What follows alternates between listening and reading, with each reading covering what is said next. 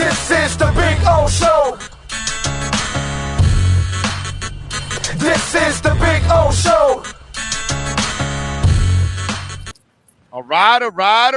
What are you doing? Speed walking or something today? Yeah, getting in the walk. I just finished up a workout, a little jog run workout, and so walking back to my house now. That's a fresh Phillies shirt, by the way. I like it. Appreciate Really. it. It's not going great for us right now. We just got swept by the Braves, but we're still in the playoff mix as of now. So trying to bring some hope and some good vibes to the Phillies as we get into the last couple weeks. So. Speaking of good vibes, so the stats are coming out. So best winning percentage of QBs drafted in 2020. Tua, 652. Jalen Hurts, 500. Justin Herbert, 471. Joe Burrow, 446. Doesn't look too bad for Tua right now. Right.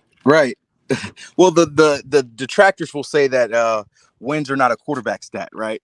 But I do think there is a lot to said about winning. And so I think that Tua's clearly shown, and even if you look further into the numbers, his fourth quarter numbers are excellent compared to a lot of other quarterbacks too. And so to me, his fourth quarter quarterback play compared to the great quarterbacks in the league right now. Yep. Actually, not the young guys, not the guys he got drafted with. He's up there with the elite quarterbacks in the fourth quarter. That's Absolutely. And so he's showing that in the clutch, when it matters, he steps up the most. And so I think that Tua is trying, even though he doesn't care about it. I know a lot of his faithful do. He's doing his best efforts to show the detractors who he truly is and what he truly is. And, we got another opportunity this week for him to show what he's got. Yeah, no, I mean, he wasn't a money player in high school. He wasn't a money player in college. It's like, when you're that guy, you're that guy. Right. It doesn't change. I laugh because people ask him about his confidence all the time. They did it again in the press conference. And it's like, these kind of people don't lack confidence, dude. You don't blow your hip and 9 months later you're playing the Rams if you don't have confidence.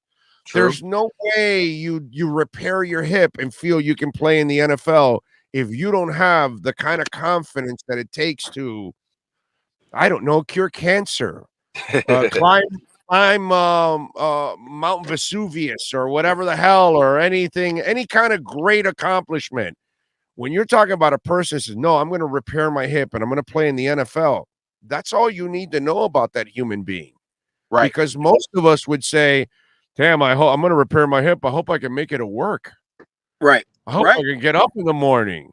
No, I'm ready to go, coach. I'm going to play in the NFL. Like, huh? What? And so these kind of people, you don't tell great players you lack confidence. Oh, are you afraid of the moment? No, dude, these kind of people love this kind of stuff. They want you to doubt them. This is what Michael Jordan lived on. This is what Kobe lived on. This is what all great players live on. You're telling Von Miller, oh, I'm too old? Oh, okay, good, bro. I'm going to show you. And then he'll come back and give you 15 sacks. Right. And that's how these people are wired.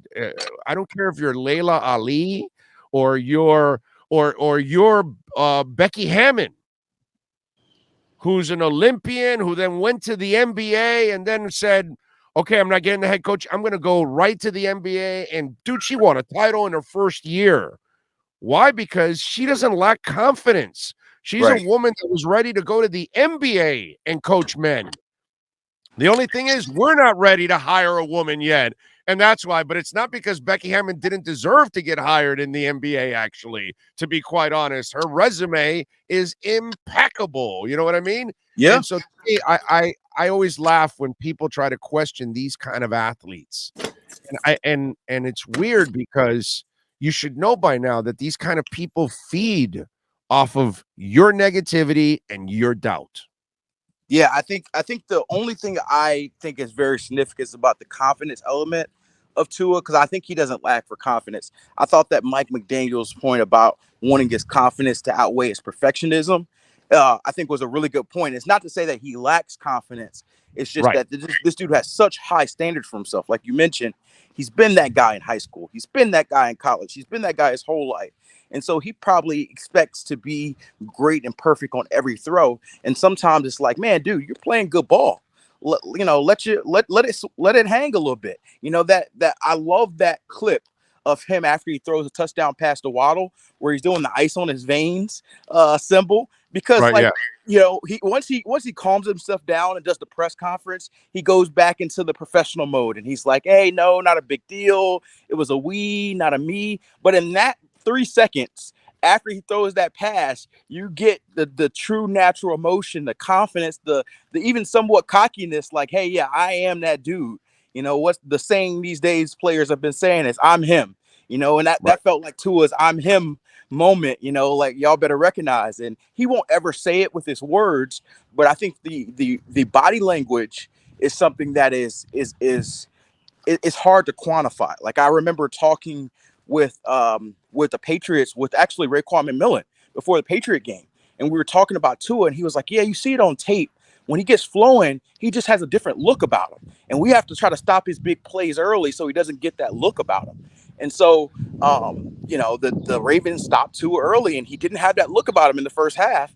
Second half happened, he got that look back, and he's that dude, And so that to me is the element of Tua, where if you can consistently get that version of him where he's locked in and he's knowing he's got everything, then he's going to be hard to stop. Well, we got a little taste of it in the podium when he said, I don't know if you saw it, that was money. So, we've gotten a little bit more of salty Tua and confident Tua this year in public than we ever have. And I thank the Lord every single day for Mike McDaniel, because he's a Mike McDaniel is himself. Heck of a play caller, schemer. Yeah. Watching the offense again is just so fun to watch, all the formations and everything. It's awesome. But having a coach that is himself allows himself to be that way with everybody, the media, everybody, and then he allows his players to be themselves, and then he also instills confidence in them at the same time. That's where that starts. And since he took over, it's allowed Tua to grow, and that's you no longer have that environment that you're kind of in a box and you have these limitations that somebody's putting on you. Mike McDaniel has freed up his players and allowed them to grow, and I thought that is really, really cool. What good. By the way, I think that McDaniel is the perfect coach for Tua in that respect, and that like Tua is a guy who you need to be himself, right? Like he is not what you quote unquote imagine always as your quarterback. He's not the big rah guy where he's yelling. He's not going to be the guy who looks physically like the 6'5", 230-pound quarterback. And the coach is the same way. He doesn't look like your quintessential coach. He doesn't yell like your quintessential what you think of as a football coach, but they match because despite the looks of it, they can truly embrace being themselves together. And so I think that's a cool element of that duo. And you're hearing Mike say it, you're hearing Tua say it, that, hey, I just feel like myself. I can be that. I want to be honest. I want to show people this is who I am. And so the results of that. And it's only 2 games, so I don't want to, throw the championship parade yet, but I think that there's a lot of real positives that we're seeing out of Tua that we haven't seen, that I know has been inside of him, but we haven't consistently seen over his first couple of years. By the way, just again, I know it's stats, but since they use it against people, we can use it for people also. It's interesting how Tua wins nearly double his games. He's 15-8 as a starter. If he wins this week, it'll be 2 for 1. Yet Justin Herbert is 16-18. He loses more than he wins. And in the first 2 years, he had better offensive talent, and I could question even a better play caller too, especially last year. And so he's had advantages talent-wise and everything, and yet he doesn't win more. And then that stat came out this week that he's got, 4 fourth quarter pick sixes, all in losses. And Tua only has one, but it's in a win. The Jets got a pick six and tied the game, but he came back and won that game.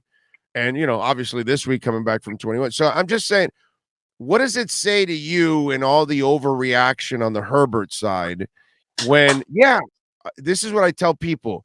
Herbert is clearly the better physical talent. I'm not sure he's the better quarterback. And that's the difference. That's why I never believed in the guy last night that Tennessee went and signed, because I never thought he was the quarterback you needed to get you over that hump. And so what do you say to that when I say, no doubt he's the better talent by miles? I don't know if he's the better quarterback. Well, I think I disagree with you there. I think that Justin Herbert, at least at this point in his career, has shown that he's better quarterback than Tua. Now, for me, where I differ on some other people, I don't think that that's the final and the all end all be all. I think that they're still young in their career. There's plenty of time. But I think that Justin Herbert, when you watch him play football, he's been a top 5, top 7 quarterback throughout his career. Now, I will say, and this is where I frustrate some Justin Herbert people when I say this, he has won the same amount of playoff games as Tua. He's made the same amount of playoff attempts as Tua. And so I still am hesitant to put Herbert and he's lost to Tua. And he lost to Tua. Right. So I'm hesitant to put Herbert on the Josh Allen, Patrick Mahomes level. To me, you got the Josh Allen, Patrick Mahomes, and then you have the older dudes. You got the Bradys and the Rodgers. To me, that's your top 4. And then everybody else. I put Burrow there before I put Herbert by miles. Oh, I agree. I don't have Burrow in the top tier either, but I do think that I got Burrow over Herbert because, like I said, Herbert's the physical talent, like you mentioned, but I think that Burrow has at least shown that he could take a team to the Super Bowl and that he's got some of the moxie in the late game situations that I need from my quarterback. And so that's sort of how I view it. And he did what Tua did. He won a national title coming out of the SEC. Right. That's way more impressive than anything Herbert did.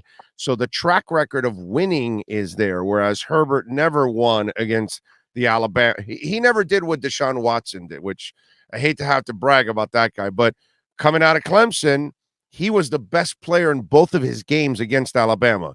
In the loss, in the win, he was the best player on the field. You know what I'm saying? So for me, that and then he goes to the NFL and he does a lot of the same things where I don't see that from Herbert. When games are on the line, he doesn't really come through actually. And last year he had the playoffs on the line and he lost to Houston with a pick six. So that to me, that's why I don't believe he's the better quarterback, because if I go throughout the whole career, I go college and I go now, Tua still has won more games than him, beat him head to head, has a national title.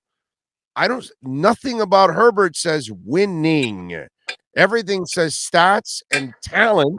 Nothing says winning. And that to me is the problem I have with him. I got you. I hear you. I like I said, I'll disagree. I think that Herbert to me has been the better quarterback, but I do think that you have some really good points about the winning element in the late game situation. I still haven't seen that from Herbert yet. And to me, that prevents him from being an elite guy. What I will say about Tua, I think that the conversation, the fact that the conversation's shifting from does he belong in the conversation with some of these other guys versus does he belong to be the Dolphins starting quarterback? I think is what Dolphins fans and the Dolphins franchise should want. We talked about this during the season. The biggest thing that Dolphins can answer this year is definitively if Tua is a starting quarterback. It doesn't matter if he ranks number 6, number 9, ahead of Burrow, ahead of Herbert. That to me is not significant in the grand scheme of, do you feel like Tua can lead you to where you need to go as a franchise?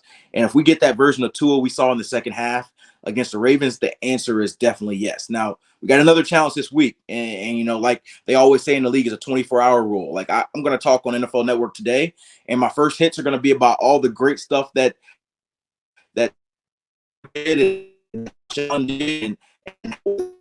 game. And then the second hit, okay, let's talk a little bit to do it. So you transition from the excellence to, okay, Now it's another week. Mm-hmm. What are we going to see this week? And so I'm pumped, man. I think I told you, but I'll be back here this week at home for the game Sunday. And, especially how last week went, I can't wait because, you look at it, Josh Allen certainly has the advantage. But I think Tua showed that he could hang with elite quarterbacks. And you're going to need your team to step up in other areas. You're going to need them to be better on the defense side of the ball. You're going to need the trenches. You're going to need the O-line to play exactly how they teams, played. bro.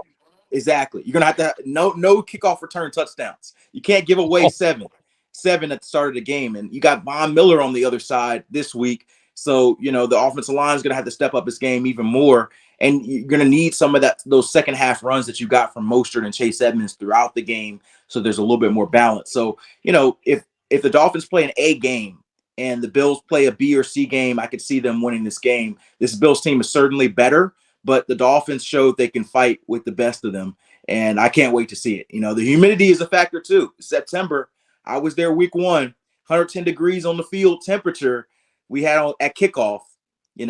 We're gonna see how those guys on a short week. And so there are elements in this game that help the Dolphins. Now, I still favor the Bills, but would it shock me, given the circumstances, given if Tua plays the way he did in the second half and the defense plays better, would it shock me if the Dolphins win this game? No, it wouldn't. And I think that's the testament to what we saw from this team in the second half against the Ravens. Yep. No, I'm with you there. Now, a couple months ago, people thought I was crazy when I said that they would beat the Patriots and the Ravens. Now maybe they're not so crazy. And I also said they would be 3-1 in their first 4 games. Now that's not so crazy because the Bungles have gone 0-2, and Miami can win that game against the Bungles. Well, now I'm thinking they got a shot this week. I didn't think they had a shot 2 months ago when I was talking about it. I gave the Bills their respect. They are the best team maybe in the NFL. Yeah. They are the Super Bowl contender by far. There's no doubt in my mind. They've been building this monster for 5 years, and they are loaded all over the place. Their front seven is nasty as hell. But I got to say, I'm not shocked here. I think the Dolphins will have a shot in this game now. Where I didn't think they would have a shot before, now I'm going in this game going, no, this isn't a given for the Bills. Short week, hot day, Miami, they come in with that offense, and McDaniel looks like they have a coach, like somebody that can scheme and design. He will find ways to give himself an advantage, and I think Tua's a money player anyway, so I actually like the Dolphins. They got a shot here in this game. Yeah, I think the odds are I think they came out 5.5 or 6 points. They were 4. They were 4 going into the weekend, and the Bills beat the Titans 41-7, and just a nasty beatdown of a team that was the number 1 seed in the AFC. That's your boy Tannehill, bro. That's your boy. Trust me, they're a different team this year. I don't know if they make the playoffs. They look like a team in a transition, but still, this is a team that has a very good coach in Mike Vrabel, and they have a very good running back in Derrick Henry, and they're a tough team typically. They just dismantled them. They didn't even look like they belonged on the same field with them in the second half. And so I talked about this before you came on. There are windows in football. Yeah. Seattle had their window, and it closed on them. They should have won that second title. Maybe they might have extended it a little bit because they might have kept some people there, but that really discombobulated it. A couple years back, the Jets had a great team, defense, offensive line, running game, but they had Mark Sanchez, and they got to the AFC Championship twice, and that was their window, and it closed. And this is what happens, except for, what happened with the Patriots and Brady taking less money and all that. That's an aberration. That'll never happen again. That's like the Spurs and those guys taking less money and staying together and all that. Those are things that rarely ever happen. But normally, you're only going to have a couple of years, and then you got to pay people. The Ravens, they had to pay people. They won their title, and it was over. And so, the Titans, for me, that's what just happened of Vrabel and everything. You had a great assistant coach that was one of the best play designers in the NFL leave. Arthur Smith. You had to trade A.J. Brown. Your offensive line has not been able to stay together anymore. It's not the same offensive line from a couple years ago. Taylor Lewan got hurt last night too. Well, he's always injured, unfortunately, but he's a terrific player. And I think, you had that window a couple of years ago. I just think you had the wrong quarterback to kind of get you over the top. And it's a shame, but that's kind of what happens around the league. And sometimes you're Seattle and sometimes you're the Ravens and you come out of it. But then there's times when you're the Jets and you're the Titans and that window comes and goes. You know what? I think the Cowboys window has come and gone also. I thought they've had talent the last couple of years that was pretty special, and it's kind of closing on them now because they had to pay people and all that kind of stuff. And there's an imbalance that comes with all of this. And it's a Yeah. window that comes and goes. Do you agree that the Oh, yeah. Titans window came and went? Yeah, I mean, the biggest challenge to me in the NFL is the challenge to go to good to great. It's easy to go from bad to solid, or from average to good, or even from great to good, like dropping off. But the good to great challenge is so hard. And I talked with Titans officials with that for so many years. They had made the playoffs for 5 straight years. And people didn't really realize it. They made the 1 seed last year. They got to the AFC Championship in Ryan Tannehill's first year. And so this was a team that was always on the cusp, but you never truly thought they were a favorite to win the championship, and they never got there. And I don't think they do with the current core. I think that, like you said, I think that window is closed. I think they're a team in transition. Whether it's 2020, started 2023, or whether it's by the end of this year, I think the transition to Malik Willis happens at some point. And then Malik Willis is your QB1, and you ride Derrick Henry until you have to transition to somebody else at running back as well. And so it's a fickle league, for you to be so good that long, but not have any championships to come out of it. It's a bad feeling to have, and so, but that's a sport. Only one team out of 32 wins every year. And that's why so many people focus on quarterbacks. My wife always asks me this: why do you guys always talk about the quarterback on TV? I'm like, well, the quarterback, there is a 21 other dudes who start, but the quarterback factors in so much, because the quarterback gives you a chance every single year, no matter what the roster looks like. If there's Tom Brady on the field, they've got a chance, right? If there's Patrick Mahomes on the field, that Chiefs roster got worse this year. They lost Tyreek Hill. They got worse, but we still are not counting them out as a championship contender because they have Patrick Mahomes. And so that's why the quarterback is the great equalizer, because it Josh Allen, bro. Josh Allen has turned into a monster, dude. Because it makes your window longer. Elite quarterback play makes your window longer. You can win with a great defense and average quarterback play, but your window is just so short. It's just so short. Yeah, no doubt about that. The only thing I would say to them is, not that I care because I'm a Dolphins fan, but they run him too much, and he runs too much. That's the one thing I would say. Don't take shots, kid. Don't take shots, because that is not good for you in the long run when it's all said. I think, like a guy like Ben Roethlisberger, I think, I don't know. I can say some negative stuff, but anyway, I just think that all those hits he took are going to take a toll as his life goes on. It's not it's no matter how big and strong you are, this league, brother, I don't care if you're Cam or you're Ben Roethlisberger or you're Tebow, that hell, they punctured and broke his ribs and lungs and all that in his final game, in the end, and he was a thick ass dude. This league will break you down. That's the only thing that excuse me, that's the only thing I see with Josh, that they better take care of him in that sense, because those concussions, you don't want that stuff to mount. That's what ended Steve Young's career. Steve Young's career ended. Did you know on a bad personnel decision? Did you know that? I didn't know. No. So Lawrence Phillips, had a ton of trouble and got kicked out basically out of the league, and then trying to resurrect his career, he goes to NFL Europe and he plays for the Barcelona Dragons. And so that team actually had Michael Finneran, who went to Atlanta. It had a couple of players that actually ended up going to the NFL. And Phillips was already an NFL player, but he did have a good year that year, so people wanted to give him a chance. And the Niners had an often injured running back that was a good running back. I forgot his name now. I'm brain farting. He had an ankle injury. So they go and sign Phillips. Well, Phillips doesn't know his blocking. He misses a block, and that was the final concussion of Steve Young's career. Signing Lawrence Phillips forced the retirement of Steve Young because Steve was at a point where he could not take any more concussions. Because he was running quarterback early in his career in BYU and a lot of in LA Express and then also in San Fran and Walsh tried to tell him, hey, you gotta learn to stop running and stay in the pocket and win from the pocket. And he started to do that his last couple of years, but a bad decision and you lose your quarterback for the rest of his career. Think about that. How shitty that is, dude. Yeah. That's some screwed up stuff. All right. So what are you thinking about this week, my brother? Do they I'm have all a shot? I'm all You on picking Dolphins, Bills, man. I'm not picking the Dolphins. I'm not gonna lie to you. I think the Bills win this game. But I will say the Dolphins. I think the Dolphins got a shot.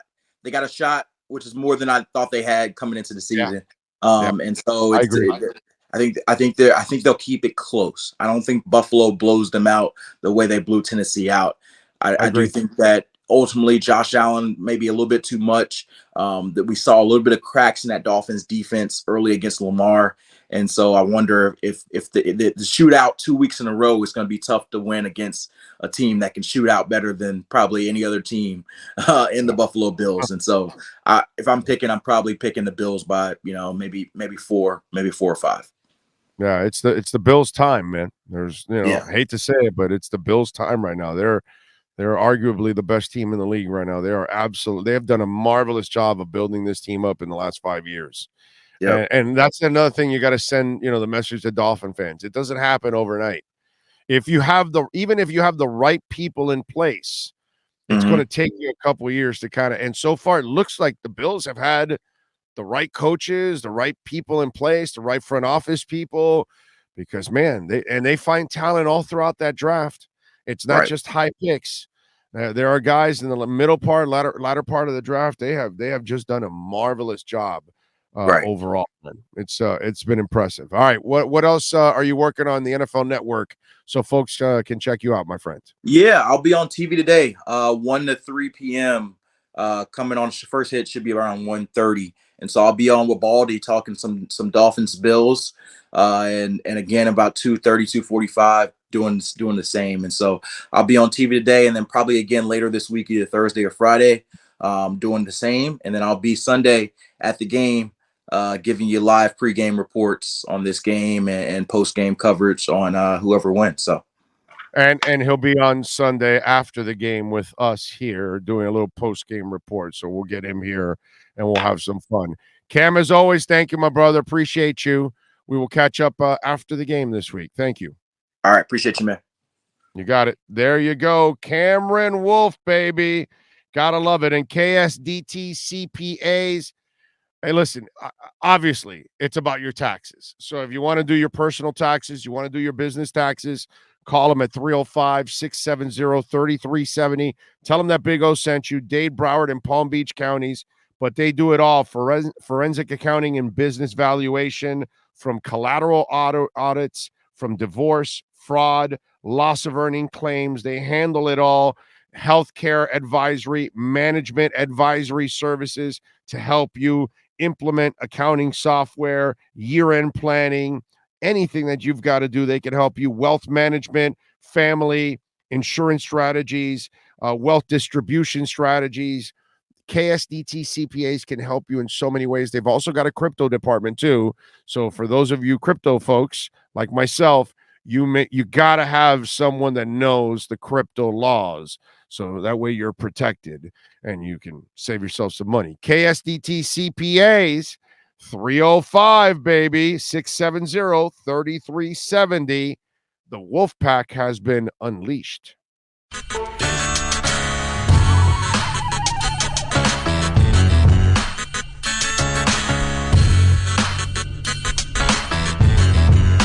This is the Big O Show. This is the Big O Show.